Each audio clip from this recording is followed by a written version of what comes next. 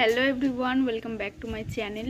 তো বাইরেটা একটু বসে আছি সোনাইকে নিয়ে, কারণ ওদিকটা যাচ্ছি না, কারণ রাস্তাঘাটে লোকজন থাকে না, তো বেকার যাই শুধু রাস্তা থেকে ঘুরে ঘুরে চলে আসি, ভালো লাগে না। আর সোনাই সেদিন ওদিকে ঘুরতে গিয়ে পাটাও যা কেটে ফেলেছে না, তারপর থেকে আমার একটা ভয় লেগে গেছে। ওকে নিয়ে কোলে নিয়ে তো যেতে পারি না, আর হাঁটিয়ে হাঁটিয়ে নিয়ে গেলে রাস্তা যা উবড়ো খুবড়ো, যদি আবার পড়ে যায়, তো সেই কারণে আর ওদিকে যাচ্ছি না, এখানেই আপাতত বসে আছে। বেশ সুন্দর হাওয়াও দিচ্ছে, এখানে বসতে কোনো অসুবিধাও হচ্ছে না। বলো, এই শুধু ভিডিওটা অফ করে দেয়, খুব শিখেছে ভিডিও অন করা অফ করা, নিজে নিজে ভিডিও করে, আবার সে পারে না, কালো ঠালো যা পারে করে, আবার সেগুলো ডিলিট করে দেয়, দিয়ে আবার নতুন করে ভিডিও করে। তো সোনাইয়ের মুখটা যখন দেখালাম, তখন একটা জিনিস কি তোমরা লক্ষ্য করেছো আশা করি, বুঝতেই পারছো। তো তোমাদেরকে ভালো করে দেখাচ্ছি। আচ্ছা, তো আজকে সোনাইকে নিয়ে একটু ডাক্তারের কাছে গিয়েছিলাম, তো সেই কারণে আজকে সকাল থেকে একটু চাপেই ছিলাম, ভিডিওটা শুরু করা হয়নি। তাই ভাবলাম চলো বিকেলে তোমাদের সাথে একটু কথা বলি। তো এই দেখো সোনাইয়ের গলাটা দেখছো কি হয়েছে। তো এটার জন্যই সোনাইকে স্কিনের ডাক্তারের কাছে নিয়ে গেছিলাম। তো ওকে যে ডাক্তার মলমটা দিয়েছিল না, সেই মলমটাতে বলেছিল ওরকম কালো হয়ে যাবে, তারপর ওই স্পটটা উঠে যাবে। তো পুরোপুরি ভালো হয়েও গেছিলো, গলাটা পুরো মানে একদম যেমন নর্মাল সেরকমই হয়ে গেছিলো, একটু হালকা দাগ ছিল। তো হঠাৎ করে 2-3 দিনের মধ্যে দেখছি গলাটা না পুরো সেই পুড়ে ঠুরে গেলে যেমন জল ঢুলি টাইপের হয়ে যায় না, পুরো সেরকম হয়ে গেছে। আর গলায় হাত দিতে দিচ্ছে না, গলা পরিষ্কার করতে দিচ্ছে না, পাউডার দিতে দিচ্ছে না, মানে গলাতে কোনো গলার নামে কিছু বললেই ও মানে রেগে যেত। তো সেই কারণেই আমরা ভাবলাম যে একবার আমি যে স্কিনের ডাক্তারকে দেখাতাম তাকে একবার দেখাই। তো নিয়ে গেছিলাম, ডাক্তার তো ভীষণ পরিমাণ রেগে যাচ্ছে যে কি করে নিয়ে এসেছো গলাটা। তো এবার আমরাই বা কী করে বুঝবো বলো, এত যাচ্ছিলে তো এক্ষুনি। তো ডাক্তার কিছুতেই দেখবে না, ভীষণ রকম বকাবকি করছিল যে এই পেশেন্ট আমি হাতেই নেবো না। হ্যাঁ, ওইটা একটা পোকা বাসা বেঁধেছে। তো যাই হোক, ফাইনালি ডাক্তার তো দেখেছে অনেকবার বলার পর, তো ওষুধ তো দিয়েছে, বলছে আমি ভালো হবে কিনা শিওর নয়, কারণ এই ধরনের পেশেন্টকে ভালো করা খুবই মুশকিল। তো জানি না কি থেকে কি হয়ে গেল, কিছু বুঝতে পারছি না। তো হয়েছিল তো কয়েকটা ঘামাচি, সেখান থেকে যে এরকম হয়ে যাবে আমরাও ভাবতে পারিনি। যাই হোক, ডাক্তার অনেক ওষুধ অনেক মলম দিয়ে দিয়েছে, 3-4 রকমের মলম ওষুধ তো দিয়েছেই। তো সব টাইম টু টাইম করতে হবে, দেখা যাক যদি কমে যায় ভালো, নয়তো 2 সপ্তাহ টাইম দিয়েছে, 2 সপ্তাহ পর আবার যেতে বলেছে, তখন কী সব টেস্ট ফেস্ট দেবে, দেখা যাক, আশা করি কমে যাবে। কমে গেলেই ভালো, নয়তো এইটুকু বাচ্চা মেয়ের আবার কি টেস্ট দেবে না দেবে তার ঠিক নেই। তো দেখা যাক, আজকে সবেমাত্র ডাক্তার দেখিয়ে আসলাম, এসেই শুভেন্দু চুল কাটতে গেছে, আর বাইরেটা একটু বসে আছি, তাই ভাবলাম চলো তোমাদের সাথে একটু কথা বলি। কারণ তোমাদের সাথে কথা বলে বলে এমনই হয়ে গেছে না, একা টাইম বসে থাকলেই মনে হয় একটু কথা বলি, তবু সময়টা কাটবে। দেখেছো কি পড়া রোগে যে এর ধরেছে। তুই ওখানে কেন নামতে গেলি বলতো। তো সোনাইয়ের যে এখন কি হয়েছে, রোজ প্রায় একবার করে পড়ে যাচ্ছে, তো এখনও দুম হলো। তো চলো, আজকে আমাদের সকালে সমস্ত এই ধারে পাঁচিলে ঠাচিলে, তারপর বাইরে যে গেটটা, সব গেট ঠেট বসানো হয়ে গেছে। আজকে মিস্ত্রিরা এসেছিলো, কিন্তু ওই বললাম যেহেতু তাড়াহুড়োর মধ্যে ছিলাম, তাই আর কোনো কথাও বলিনি, কিছু তোমাদের সাথে শেয়ারও করিনি। ঠিক আছে, ওখানটা একদম চুপ করে বস। তো একটা ট্রেন আসছে, দাঁড়াও ট্রেনটা যাক, আমি তোমাদের সাথে শেয়ার করছি।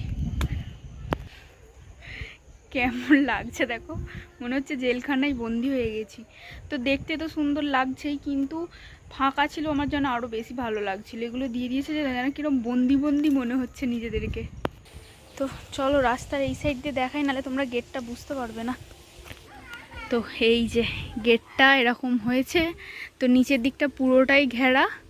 তো এই যে এটা আমাদের গেট। দাঁড়াও, তো এখানটাতে একটা ছোট্ট করে ময়ূরের ডিজাইন করা, এছাড়া তেমন কিছুই কাজ নেই। তো এই হচ্ছে গেট, আর এই আমাদের পাঁচিলটা দেখো পুরোটা, মানে এই কোণ থেকে যা শুরু হয়েছে পুরো সেদিক পর্যন্ত, সেই বাথরুমটা পর্যন্ত পুরো একদম এরকম রেলিং করে দিয়েছে।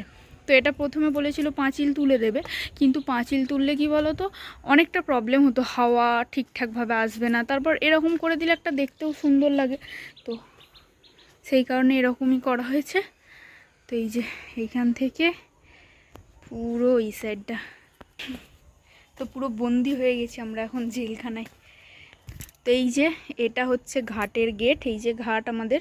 তো ঘাটের গেটটাও এখানে লাগিয়ে দিয়েছে, কারণ সোনাই না হলে এখন বড় হচ্ছে, বলা যায় না কখন কি চলে আসে। তো এই যে এটা আমাদের ঘাটের গেট। দাঁড়াও,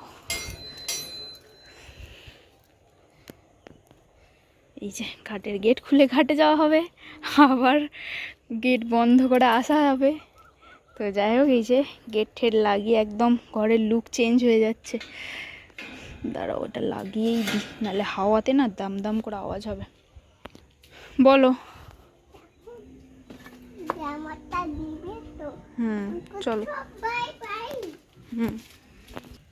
উফ, রোদে রোদে যেহেতু সোনাইকে নিয়ে ডাক্তার দেখাতে গেছিলাম না, আমারও শরীরটা একদম ভালো লাগছে না, মাথা টাথা টিপ টিপ করছে। তো শুভেন্দু গেছে অনেকক্ষণ চুল কাটতে। তো কাল যেহেতু আমাদের এখানে ভোট, তো সেই কারণে শুভেন্দু বললো আজকেই চলে যাই, কারণ কালকে এখন দোকান খুলবে কি খুলবে না তার ঠিক নেই। আর ওর তো একটা দোকান ধরা বাঁধা, তো সেই কারণেই আর কি যে সেলুন দোকানকে ফোন করলো, বললো কালকে নাও খুলতে পারি, যার জন্য ওকে আজকেই যেতে হলো। ডাক্তার দেখিয়ে ডিউটি গেছিলো, ডিউটি থেকে বাড়ি এসেই আমাদেরকে নিয়ে ডাক্তার দেখাতে গেছিলো, ডাক্তার দেখিয়ে এসেই আবার চুল কাটতে চলে গেছে। তো এখনও পর্যন্ত আসছে না, তখন এসে যাওয়ার কথা। এবার এই রেল গেটগুলো যদি দাঁড়িয়ে যায় না, অবস্থা পুরো খারাপ করে দেয়। ওখানে আধ ঘন্টা 40 মিনিট, কোনো কোনো সময় তো 1-1.5 ঘন্টাও দাঁড় করিয়ে দেয়। তো কী ব্যাপার কে জানে, ফোনও করতে পারছি না, কারণ যদি গাড়ি চালাই। আজও বেশ সুন্দর হাওয়া দিচ্ছে। তো ওপরেও কিছুটা কাজ হচ্ছিল, তো দেখা যাক, ও যদি এসে ওপরে যাই তো ওপরে একবার যাব। তো আজকে আমাদের এই পাঁচিলগুলোও রং হয়েছে, এ দেখো, রং বলতে পুট্টিটা হয়েছে, কালকে প্রাইমার হবে। কালকে বোধহয় মিস্ত্রি আসবে না, কারণ কালকে ভোট আছে। সবই তো ঠিক আছে, এর মধ্যে রাজমিস্ত্রিটা পুরো ঝুলিয়ে দিচ্ছে। শুধুমাত্র এই উঠোনটা আমাদের ঢালাই হয়ে গেলে রাজমিস্ত্রির কাজটা শেষ হয়ে যায়। প্রায় 7-8 দিন হয়ে গেল, যা বাথরুমটা কমপ্লিট করে ওরা, মানে বাথরুমের প্ল্যানটা বসিয়ে যা বন্ধ করে দিয়েছে, আর আসছেই না। এবার চারিদিকে বালি সিমেন্ট পুরো ছড়াছড়ি হয়ে আছে। এই কাজটা না মেটা পর্যন্ত বালির কাজ তো শেষ হচ্ছে না, প্রচুর প্রবলেম হচ্ছে। আর ওরা আসছেও না, ফোনও ধরছে না, তাই আসবে না বলে দিলে হয়ে যায়। এবার এইটুকু এতটা কাজ সে করলো, এইটুকু কাজের জন্য কেই বা মিস্ত্রি আসতে চায় বলো। একটু দূর থেকে না আমাদের বাড়িটা দেখতে আমার খুব ইচ্ছে করে যে কেমন লাগছে, কিন্তু কোথাও যাইও না, দেখতেও পাই না। মানে এমনি ওই সাইডটা বেরোলে না এত বন জঙ্গল, দেখাই যায় না বাড়ি। তো এই সাইড দিয়ে আরে দেখা যায়, কিন্তু রেল লাইনে কি আর শুধুমাত্র এই বাড়িটা দেখতে যাবো বলো। চ বাবু চ, পাপা এসে গেল, মনে হয় গাড়ির আওয়াজ পাচ্ছি, অনেকক্ষণ গিয়েও ছিল। এই তো, ওই তো এসে গেছে। হ্যাঁ, তুমি দুম হয়েছ, পাপাকে বলে দাও। কি গো, দেখো জল পেয়েছো, কেমন জেলখানা জেলখানা লাগছে না? বাবু পালিয়ে, বাবু সরে, পাপা আসুক। দিল দিল দিল। আমি এখানে কথা বলছি তো, আর ওদের বাড়ির লোকগুলো ভাবছে কি পাগল না কি রে, কার সাথে কথা বলেই যাচ্ছে। এটা কার জল? তোমার জল? তুমি কই চা গিয়ে, এই নামটা একদম নতুন দিয়েছে গো, তোর পাপা মানে বেছে বেছে এনেছে। এ শুধু চকচকে ড্রাম দেখে নিয়ে আসে। চলো চলো, তুমি আবার খাবে, চলো, 6টা বাজে। আমি এইমাত্র লাগিয়েছিলাম। কি গো, একবার এখান থেকে হাত গিয়ে এইখান দিয়ে হাতটা গলিয়ে দেখো তো, ছিটকিনি অবধি হাত যাচ্ছে নাকি? এই ফাঁকাগুলোও তো অনেক ছোট ছোট করেছে না, যাচ্ছে যাচ্ছে, নয়তো প্রবলেম হয়ে যাবে। চলো চলো, গিয়ে আগে চান করো। খাটটাও তো সেরকম লাগছে, দেখো পুরো পরিষ্কার গেছে। আমার ওই সাইড দিয়ে একটু দেখতে ইচ্ছা করছে আমাদের ঘরটা কেমন লাগছে। খাটটা কিছুটা পরিষ্কার হয়েছে, দেখো এখনো ওই সাইডটা একটু আছে। বাথরুম করেছে, পাঁচিলগুলো করেছে। তোর জন্য ট্রেন থেমেছে, দেখো আমাদের ঘরের সামনে। আমরাও ঘরে ঢুকলাম আর ট্রেনটাও থামলো। কি ফালতু মানুষজন, ট্রেনটা থামিয়েছে নাকি ওদের ঘরটা দেখার জন্য। গরমকালে কতটা বেলা বড় হয় তাহলে বলো, 6:30 বাজে, এখনো কত আলো। তো সোনাইকে খাইয়ে দাইয়ে একবার ওপরে এলাম ঘুরতে। তো এই যে টুকটাক খাওয়ার জন্য কিছু একটা এনেছি। কি উয়া করছে দেখি, ওপর থেকে কেমন লাগছে, ওপর থেকে বোঝা যাচ্ছে না। এই দেখো, ওপর থেকে খুব একটা ভালো বোঝা যাচ্ছে না, নিচে থেকে বেশ সুন্দরই লাগছে। এক্ষুনি সন্ধ্যে হয়ে যাবে। তো আজকে বেশ সুন্দর হাওয়া দিচ্ছে।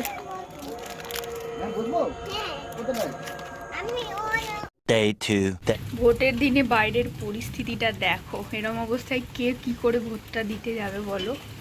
তো একটু আগে থেকে এরকম বৃষ্টি শুরু হয়েছে। তো সকালে চুলঠুলের অবস্থা এখন ভীষণ খারাপ। তো সকাল থেকে ওয়েদার মোটামুটি মেঘলা মেঘলাই ছিল, সবাই মোটামুটি ভোট দিয়ে চলে এসেছে। এবার আমি যেহেতু ভোট দিতে জানি না, আগের বারে যদিও দিয়েছিলাম কিন্তু আগের বারের সিস্টেম এবারে সিস্টেম আলাদা, তো আমি তো জানি না, সেই কারণে ভেবেছিলাম শুভেনুর সঙ্গে যাব, তো তাই সকালে আর যাইনি।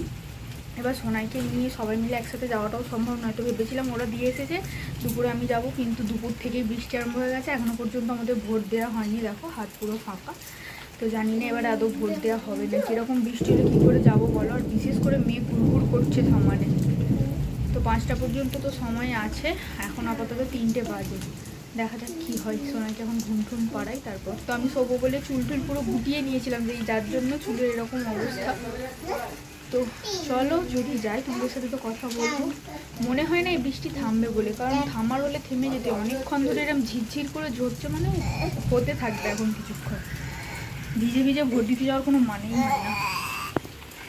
দেখেছো 3টের সময় মনে হচ্ছে যেন সন্ধে হয়ে যাবে, এক্ষুনি ঝরঝর করে মোটামুটি ঝরেই যাচ্ছে। এই গাধা, ঘুমোবি না তো? ঠিক আছে, ওখানেই দাঁড়িয়ে থাক। A few moments later. সোনাইনি সবে মাত্র ঘুমটা পারলাম, এরই মধ্যে দেখছি বৃষ্টিটা একটু কমেছে, পড়ছে এখনো, একদম পুরোপুরি থামেনি, কিন্তু প্রচুর গর্জন দিচ্ছে। তো এমনি সময় হলে এই গর্জনে ঘর থেকে আমরা বেরোতে চাই না, কিন্তু যাই ভোটটা দিয়েই আসি। তো চলো বেরোনো যাক, টিপ টিপ করে তো বৃষ্টি পড়েই যাচ্ছে। তো সামনেই যাবো, সোনাই ঘুমাতে ঘুমাতে আশা করি চলে আসবো। চলো, আওয়াজ পাচ্ছ কি? ওই দেখো এখনো টিপ টিপ করে পড়েই যাচ্ছে। ওরে বাপ রে, কি গর্জন দিচ্ছে গো। হ্যাঁ চলো চলো, ভালোই জোরে জোরে এসে যাচ্ছে, ভালোই বৃষ্টিটা এসে যাচ্ছে, পুরো ভিজে যাচ্ছে। যতই একটুখানি গাড়িতে করে গেলেই ভিজে যাবে, তো এইটুকুর জন্য ছাতাও খুলছি না।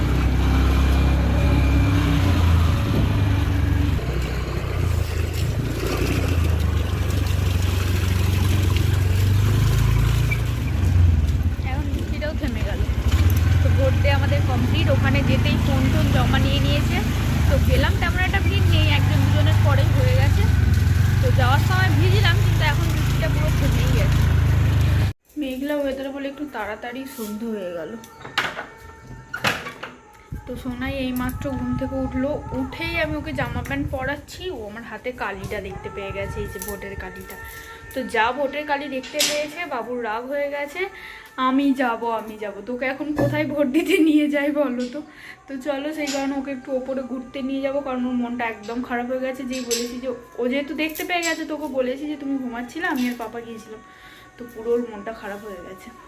তো বাইরেটা দেখো, মেঘলা থাকলে না একদম পুরো নীল নীল টাইপের লাগে সন্ধ্যেবেলাটা।